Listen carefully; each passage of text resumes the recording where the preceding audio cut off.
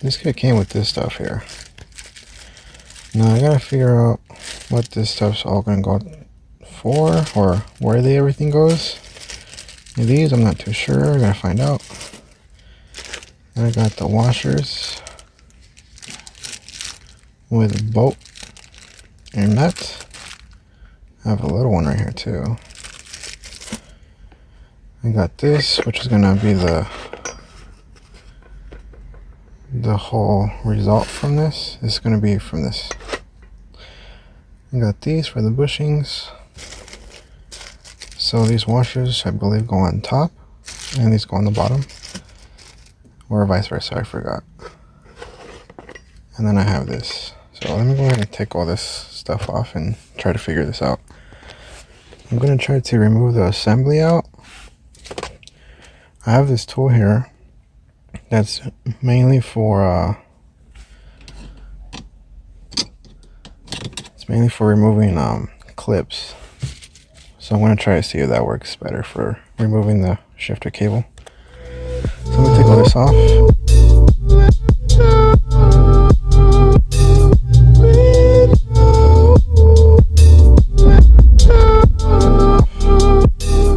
Okay, to remove this, you just gotta, I like to grab it from down here. From right here and pull up. And now this is going to come off. Now mine looks a little different because this is a custom unit, but it should be the same process. So just pull. After you got that, then you pull this. Just pull out just like that, and it'll come out. Now let me see something real quick. Okay, so you unplug this one, which sits behind the AC plug, and this one's a little tough to remove, so I just flop it around. Once you got all that stuff out of the way, I have this clip removal tool, which I just put it here, and this pops out. Now I'm gonna remove these 4 screws here. I'm going to actually remove this whole assembly to make it easier and try to figure out this part, because there are no instructions on how to do this crap, and I need to figure it out, and that's the only way you'll be able to do it. Hopefully I don't mess anything up, and if I don't, then you guys got yourselves a good how-to video, basically. So I'm going to go ahead and remove these things, and I'll be right back. So hold on a second. So let me show you something. I don't know if you could see it under there, right there. There's a little clip that sits right on top of that copper piece of the spring here. And that rod is a part of this assembly. So remember about that when you put it back together. So let me continue removing these screws. Okay, so I took that plate off. Remember, it has an O-ring, and there's a little piece that sits in that slot right there.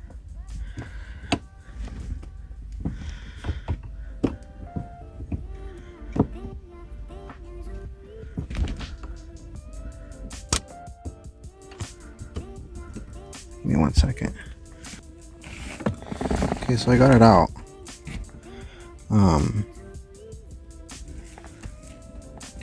One thing to note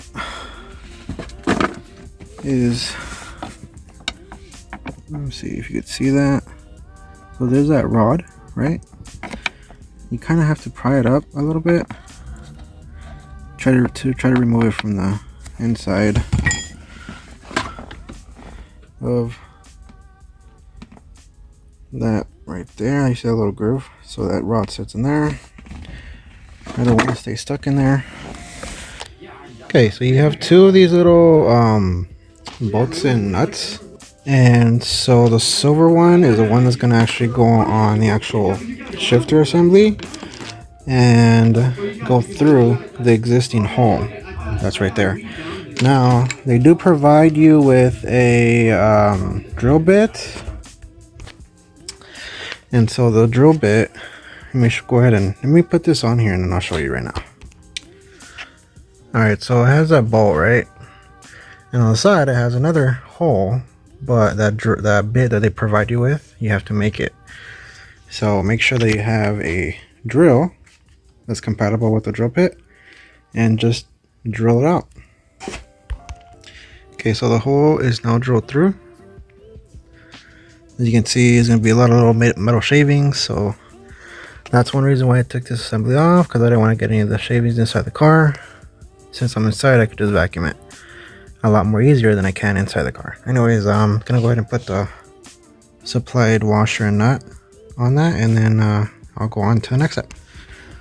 Okay, so the side of the plate actually got squished onto the side of the assembly itself, so it formed itself a bit better, and you'll notice a little gap when you first put it on without the bolt. Now I use this and a hex key to do that. So now it has those two, and that's pretty much it for that part. Now removing this piece. Now I'm trying to figure this out. So you're gonna have this guy that you'll see on top. It's gonna be sitting in there. Okay. Now it's a little dirty. Let me show you how. This is how it looks. You're gonna have one of these guys. Okay. Underneath this one is gonna be this little plate here, or this little washer. So this sits on top of this one, and inside, let me flip this, inside this little groove, see if I can focus this, hold on. So inside this little groove right there, there's gonna be this little plastic piece that sits in there, and it basically, I want to say, prevents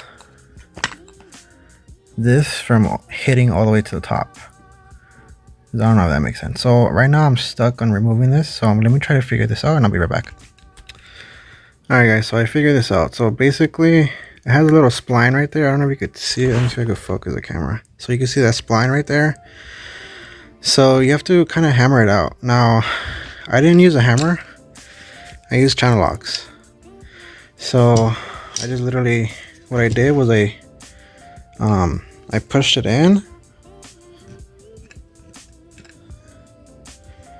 So I pushed it up, and on this side I was hammering it with the channel locks, and it popped out. So as soon as you do that, this whole rod should just pop off or slide out. Alright, so there you go. So I slid right out. There's nothing in there besides the spring and grease. So there's no like small components you gotta worry about. So let me go ahead and grab the rod. The new one. Now here's the new one. Now this thing does sit in an angle, and I'll show you in a second here. So it's gonna sit in an angle here.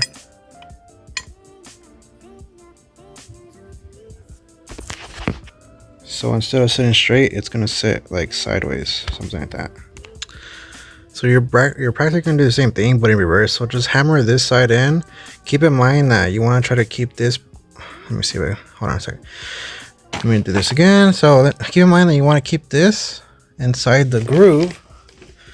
Inside the groove, right, when you're hammering it, because if you have it off, it's not gonna continue to go through it, because it'll probably get stuck on the edge. So make sure that this whole cylinder is inside that groove. So let me continue to hammer it, because I'm almost all the way through. I don't know if you can see, but I still have a little bit to go. And the camera doesn't want to focus. Oh, there you go. So you can see the spline is almost to the end, but I have to hammer more in order for it to go all the way through. Okay, so remember that little washer I told you about right here? So the washer goes on first. There's a little rubber plastic circle that goes inside as well. You probably see that little blue. That's that circle thing I'm talking about. and on top you have this one, and that's pretty much it for this whole little assembly. So now you can put your new shift knob on here, or your old shift knob, whatever, screw it on there, and get ready to put it back in the car. Now I recommend getting some grease. I might have some left over in the tube somewhere. I gotta see and re-grease the areas, but I don't think I do, so I'll probably do that later. But you know, you should get some grease and re-grease the areas where, you know, you had all the grease, because you may or may not get all the grease all over you and remove all the grease that it had. So keep that in mind. So let's go ahead and put my new shift knob on here, and then go back to the car and put it back together. Okay, so I'm back inside the car. So before I put that on, I'm actually gonna put the bushings on too. So the kit comes with these bushings, and it's a similar process to the same install that I had done on my Speed 3, if you've seen that video. So washer on top, and then the bushing, this part goes on the bottom, so slide it inside the, let me see, I have one already in here, just like that. So that goes on the bottom, washer on top. Easiest way to do this, because I'm already used to this one, is taking this off, slide that out, and then push this guy through just like this. And there you go. This back one, don't get scared. This is pretty easy. You just put this, bend the rod a little bit, and then take it out. You're not gonna hurt it. So let me go ahead and put the bushings on. Alright, you pretty much got everything back on here. Keep in mind that this little slot doesn't go in that, so all this goes in the slot, kind of like an aligning tool. When you're putting it back together, remember that this little rod right here goes in this little groove right there, right behind it. See how it sits right up in there? So it's gonna sit there, and on the bottom too has like a little groove there where it sits perfectly. And also that this rod that goes straight through is gonna sit right up in there. You can't tell, but the little ball shape is inside here, and that's what allows this to move. So let me go ahead and just put this little bracket back on here. Bracket's on there. This is gonna actually clip on top. The bottom one is not reused, so I'll go ahead and put it on there. So if you want to see the before and after, here's the before and after. Okay,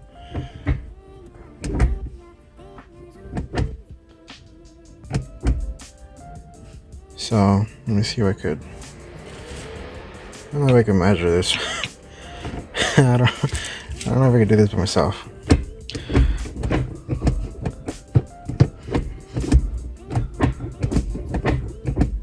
But it's pretty far. It felt like I was shifting from Florida to the other side of the world or something. Because I'm so used to my Gen 2, it has a short shifter and it's a lot shorter. Now, pop it off.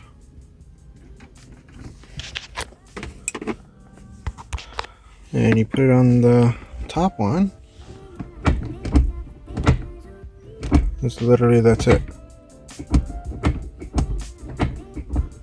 So it feels way better, and the benefit on this thing too is that the shifter is a lot lower as opposed to the stock one.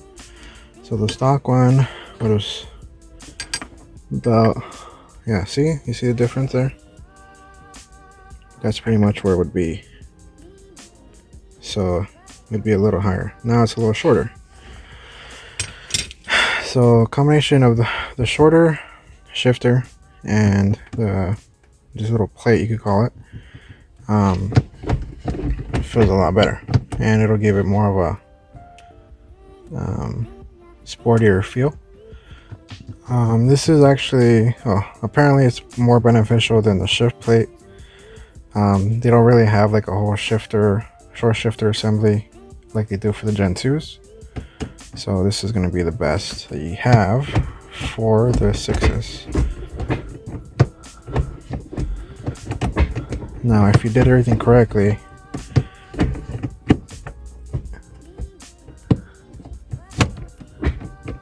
everything should work. Now, I'm actually going to turn the car on here, and if I didn't do it correctly, then I have to figure it out. But it feels like it feels fine. And there you go. That's pretty much it. Hopefully you guys enjoyed it. Until next time, if you have any questions, please comment down below. Also, if you know what these are actually for, I don't know if you can see it, but there are these guys right here. If you know what these were for, I think they're probably for the shifter bushings, because there's a total of 4. But I'm not too sure exactly how to put these on. They probably just slide on top, probably to prevent it from going through. I don't know. But if you know what those are for, comment out in the comment section below so others could see it. Besides that, put all your stuff back on, and until next time, guys, have a good one. Peace out, and have a good night or good afternoon. Bye.